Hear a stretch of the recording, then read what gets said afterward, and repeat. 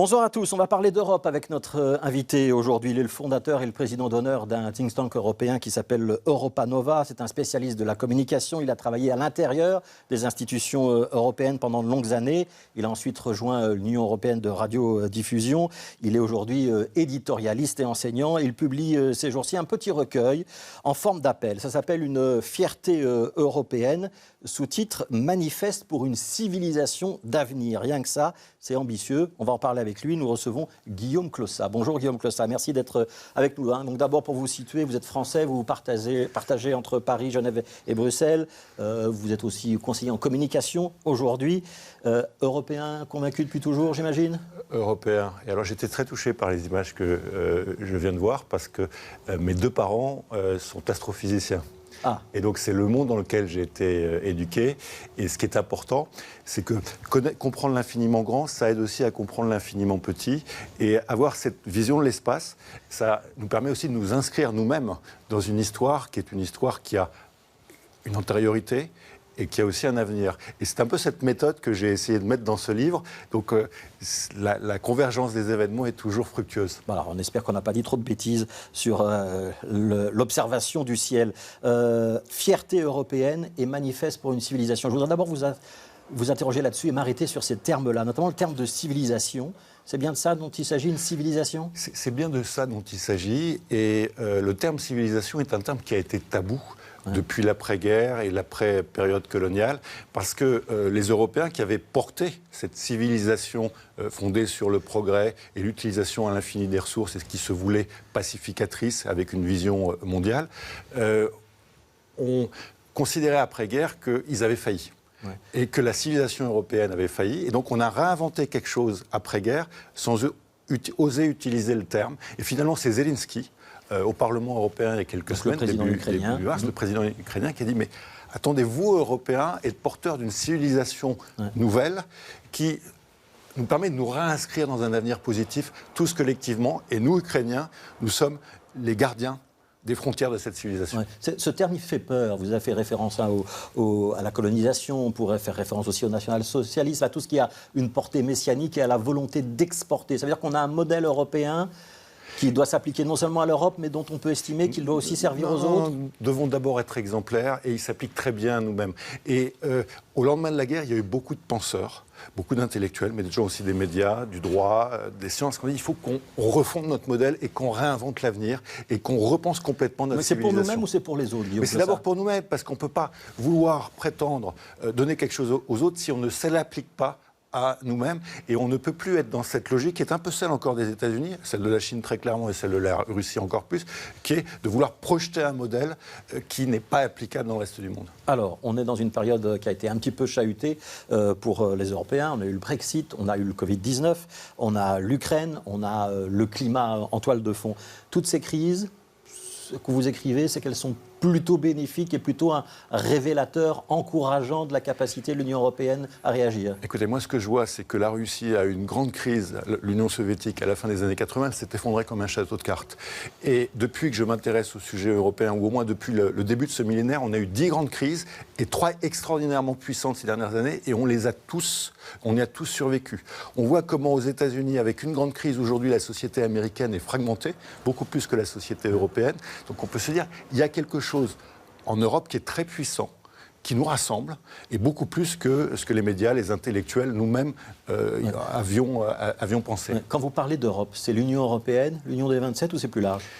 Ce sont les deux à la fois en fait, parce que l'Union européenne, c'est justement l'incarnation politique de cette civilisation qui est plus large. Et cette civilisation, c'est quoi ? C'est assez simple. C'est qu'on remplace la guerre intermittente par la paix perpétuelle. On remplace le rapport de force par le rapport de droit. On remplace l'usage des ressources humaines, environnementales à l'infini par une éthique de l'utilisation des ressources et par un rapport à l'environnement, un rapport à l'avenir qui est responsable. Alors, je voudrais quand même qu'on revienne sur la gestion des crises là, dont on parle à l'instant.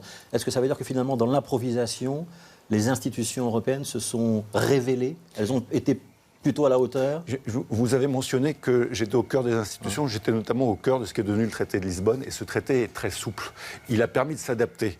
Mais on s'adapte à une crise, à 2 crises, à 3 crises, mais on ne peut pas s'adapter en permanence. Donc il faut des institutions plus démocratiques qui permettent que on puisse anticiper et pas seulement subir et réagir. Ouais. Les opinions publiques aujourd'hui, elles acceptent mieux l'Europe qu'elles ne l'acceptaient dans le passé. Je me rappelle de la crise grecque. Où, par exemple, pour l'opinion publique allemande, c'était quand même très compliqué de se dire qu'on allait aider un pays qui n'était pas exemplaire sur le plan de la rigueur économique. C'était un petit peu la fable de la cigale et de la fourmi.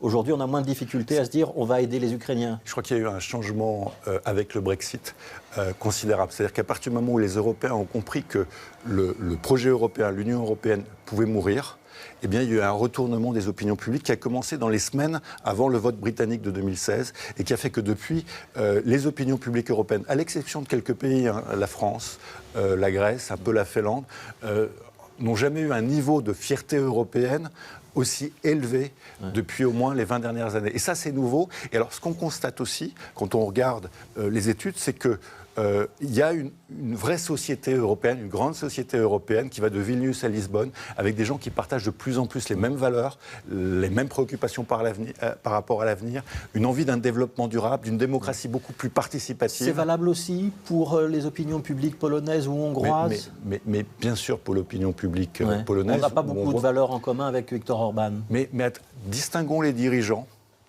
et distinguons un état de la société, regardez l'état politique en France, de ce que pensent fondamentalement les citoyens. Il y a un attachement extraordinairement fort. Rappelez-vous, quand Viktor Orban a voulu faire un référendum sur les migrations et sur l'Europe, il y a quelques années, eh bien, même si il avait une majorité politique, il y a moins de 20% des Hongrois qui se sont déplacés parce qu'ils ne voulaient pas, sur le sujet européen, lui donner raison. Alors, il y a une préface de Jean-Claude Juncker, je le signale. Pour lequel j'ai eu le bonheur de travailler. Oui, pour lequel vous avez travaillé. Je voudrais qu'on s'interroge un petit peu sur la place que vous voyez pour l'Union européenne dans le concert mondial, parce que vous décrivez ça aussi assez bien dans le bouquin. Il y a la Russie qui s'est construit un récit, il y a un récit américain, il y a un récit chinois. Ce qui nous manque à nous, Européens, c'est la notion de récit, ce que vous couplez avec civilisation un petit peu. Ce qui est intéressant à voir, et c'est le travail que j'ai fait aussi depuis une vingtaine d'années, c'est que avec la grande transformation du monde et le rééquilibrage qu'on a vu,